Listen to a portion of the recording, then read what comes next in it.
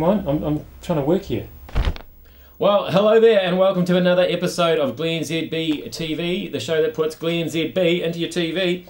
And I'd like to start this morning by discussing at length the mountain of Aussie chokers we are dealing with today. Well, this is mostly in the sporting field, obviously. We've got Adam Scott, the golfer, who managed to blow a 4-shot lead to lose golf. We've of course got the mighty Waikato Bay of Plenty Magic trouncing the Melbourne Vixens by a very significant 3-goal margin last night, after being behind every quarter up until that very important last quarter, of course. And who else lost? Oh yes, the Reds. Yeah, they were at home and yet still lost. So yeah, a bit of a bummer to be Australian today. Well, every day really. Let's be honest. We'll move on to missing Michael Jackson mum. I'm not quite as interested in the story since I learned that it turns out that Michael Jackson's actually dead.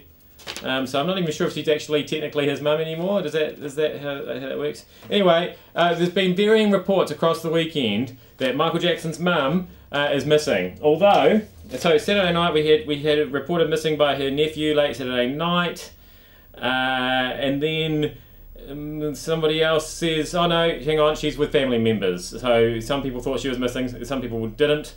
Not missing as much for the people who don't think she's missing, obviously. Prince, Paris, and Blanket. The light of Catherine Jackson's life. Apparently, this is Catherine Jackson's lawyer, and so they are concerned about where she might be. It turns out that she might just be staying with her daughter Rebby. Where did they get these names from? I don't know. Anyway, so it's a bit confusing. Where is Catherine Jackson? So I thought you might, all you people out there watching glennzb TV, all the dozens of people, literally dozens of people who like me on Facebook. If you just look out for Catherine Jackson and let the authorities know if you see her. So I thought I'd Google up a picture of Catherine Jackson for you this morning. I found this picture. I'm not sure, because I'm not quite sure what she looks like. And this might be her. Oh, there's 2 pictures came up. This one looks more like Michael though, don't you think? So yeah, anyway, if you've seen either of those ladies, give the LA sheriff a call and say we've got it. Alright, we've got some secret smoking going on. I think that's what's going on. They've changed the law and you are now only allowed to smoke in a cupboard. I think that's what's happening there. Again, another slightly confusing story. Certainly that's where they're keeping the cigarettes in the dairies behind closed doors, which, I know that they're trying to discourage kids from taking up smoking and so forth, but they've basically turned the whole thing into a massive game of hide and seek, really, haven't they? Because the kids were in the dairy the week before and they went, oh, no, I know there were some cigarettes in here somewhere. Where could they be today? And so it's the whole experience has become a lot more fun, and you get to smoke at the end of it if you find them. So I think they're sending out mixed messages there. I'm not sure how that's going to go. We've got some wet weather protesting going on over the weekend, with not very many protesters turning up for the National Party conference at the Sky City Convention Centre, given to the fact that the weather was a bit shit. Yeah, that's not very dedicated protesters. You need to find alternate methods. I understand that your placards and things are going to get a bit soggy if you turn up and wave them in the rain, and there's nothing more embarrassing than holding up your sign and just ripping up the middle because it's got all wet. So perhaps, I don't know, go on your Facebook and just not like National as hard as you can.